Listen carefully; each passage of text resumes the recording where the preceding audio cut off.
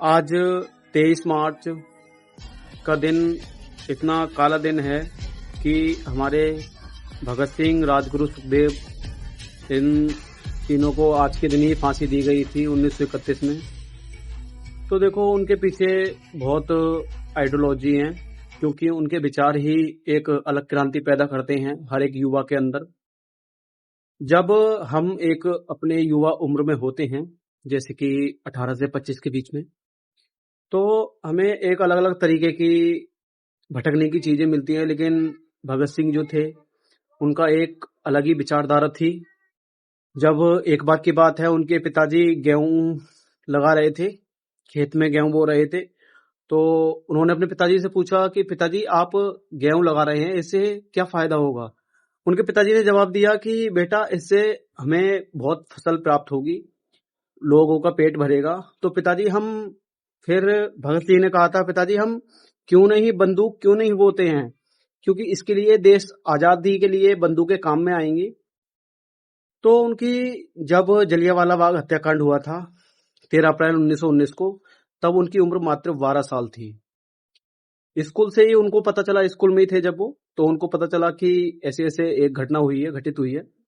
अपने घर से 40 किलोमीटर दूर वो पैदल ही वहां पर चले गए, उस स्थान पर चले गए। वहां की मिट्टी को उन्होंने एक डब्बी में बंद किया और घर आ गए। उनके जीवन पर देखो, मैं उनकी आइडियोलॉजी पर बहुत विश्वास करता हूं और उनकी आइडियोलॉजी पर चलता हूं, वो आइडल हैं।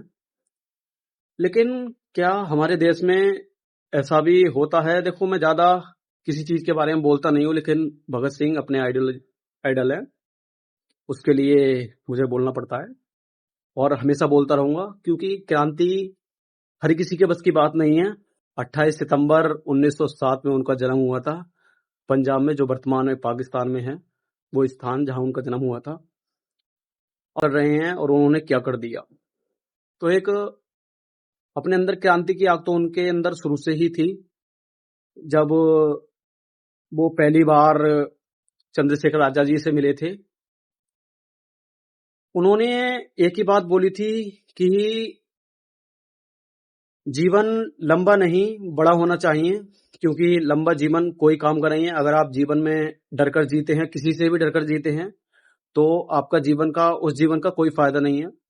बस इतना ही कहना चाहूंगा। मैं बहुत अंदर से दुखी हूं उनको लेकर कि देखो यहाँ पर सब चीजें खत्म हो जाती हैं। आप किस समाज से आते हैं, क्या करते हैं, सबको जीरो। बस आपका आइडल क्या है, इम्पोर्टेंट वो है। उन्होंने हमारे देश के लिए शहीदी प्रदान की है।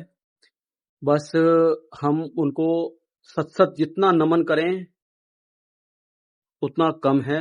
मैं हाथ जोड़कर उनको बहुत बहुत बहुत दिल से सच सच नमन करता हूं कि ऐसे महान क्रांतिकारी युवा हमारे देश में पैदा हुए। बस इतना ही कहना चाहूंगा कि अपने विचारों को जितना बड़ा रख सको उतना बड़ा रखो। देखो उससे कोई महत्व नहीं रखता है कि आप किस स्थिति में पैदा हुए हैं, लेकिन स्थिति को आप कितना बदल सकते हैं वो इम्पोर्टेंट है। बस हमेशा लड़ना है, अपने जीवन में क्रांति करनी है। ठीक है, इतना ही कहना चाहूंगा। इंकलाब जिंदाबाद, इंकलाब जिंदाबाद।